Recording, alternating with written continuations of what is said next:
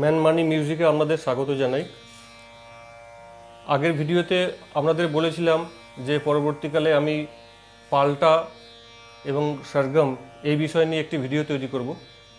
আজকে আমি পাল্টা নিয়ে যে ভিডিওটি তৈরি করতে চলেছি তাতেও মেনলি সোশ্যাল মিডিয়া যতটুকু বলা যায় ততটুকুই বলা হবে, কিন্তু এই পাল্টার কিভাবে শিখবেন বা কিভাবে গাইবেন বা শাস্ত্রীয় সঙ্গীতের এই যে পাল্টাটা একটা খুবই গুরুত্বপূর্ণ একটা পার্ট বলা যায়, সেটা কিন্তু একমাত্র গুরুর সান্নিধ্যে গিয়েই শেখা সম্ভব। তা আমি এখানে যেটুকু বলবো তার মধ্যে আছে যে পাল্টা কি এবং পাল্টার বৈশিষ্ট্য কি, পাল্টার উদ্দেশ্য কি এবং পাল্টা কিভাবে গাইবেন বা পাল্টা গাইলে কি হয়, এই সমস্ত ব্যাপারে আজকের ভিডিওটিতে আমি কিছু আলোকপাত করব। আমার সাথে আমার মেয়ে তাপসী সরকার আছে। বুঝতেই পারছেন ভিডিওটি খুবই গুরুত্বপূর্ণ হতে চলেছে। ভিডিওটি না কেটে পুরোটা দেখতে থাকুন। পাল্টার ডেফিনিশন হচ্ছে স্বরগুলির বিভিন্ন যোগাযোগের ক্রমিক আরোহ এবং অবরোহণ করাকে পাল্টা বলে। অর্থাৎ বিভিন্ন স্বর, অর্থাৎ ধরুন সা একটা স্বর বা গা একটা স্বর, তাহলে এই দুটো যোগাযোগে কি হতে পারে পাল্টা?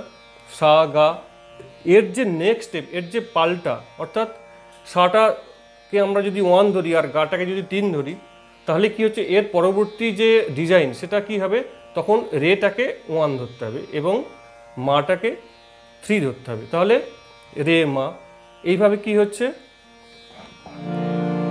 একটা পাল্টা তৈরি হচ্ছে।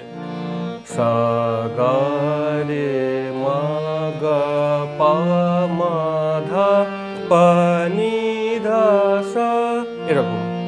তুমি গাও।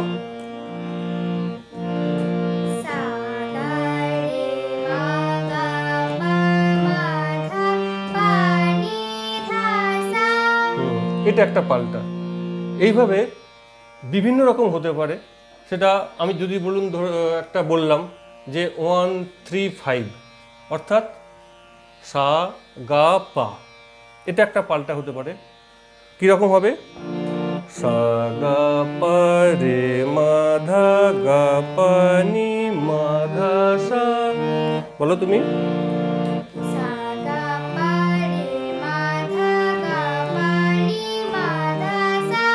রাইট। এবারে এর অবরোহণ থাকতে হবে অবশ্যই। এরপরে যে বিষয়টি নিয়ে আলোচনা করব যে পাল্টার বৈশিষ্ট্য কি। দেখুন, যে ডেফিনিশনটা দিলাম তার মধ্যেই বোঝা যাচ্ছে যে পাল্টার মধ্যে অবশ্যই আরোহ এবং অবরোহ থাকতে হবে, মাস্ট। নাম্বার 2 হচ্ছে সেটা মধ্যে একটা ছন্দ থাকতে হবে এবং তাল থাকতে হবে এবং মিউজিক থাকতে হবে, লজিক থাকতে হবে।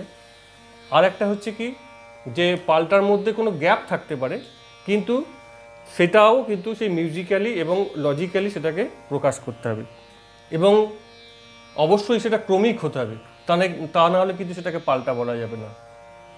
তা এই হলো পাল্টার বৈশিষ্ট্য। এরপরে হচ্ছে পাল্টার উদ্দেশ্য কি। পাল্টার মূল উদ্দেশ্য হলো আমাদের ভিতরে মিউজিক্যাল যে সেন্স সেটাকে ডেভেলপ করা, অর্থাৎ সুর এবং তালের ব্যালেন্স ঠিক করা। এই পাল্টা রেওয়াজ করলে আমাদের সুর তালের ব্যালেন্স ঠিক হয়। এছাড়া কি হয়, আমাদের ফ্লোলেসনেস বাড়ে। মানে কি, একটা পাল্টা করব তার মধ্যে কোনো থামার ব্যাপার নেই, কন্টিনিউ করতে হবে। আপনি যদি একবার থেমে যান তার মানে আপনি হেরে গেলেন, আপনাকে আবার প্রথম থেকে শুরু করতে হবে। যেমন একটা উদাহরণ দিয়ে দেখাই, আমি একটা ধরো পাল্টা করছি,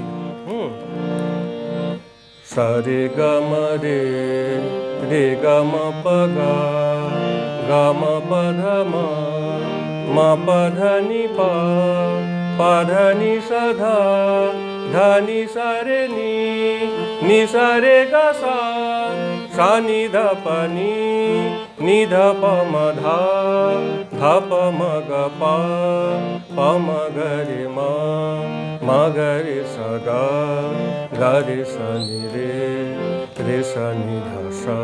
বলো তো।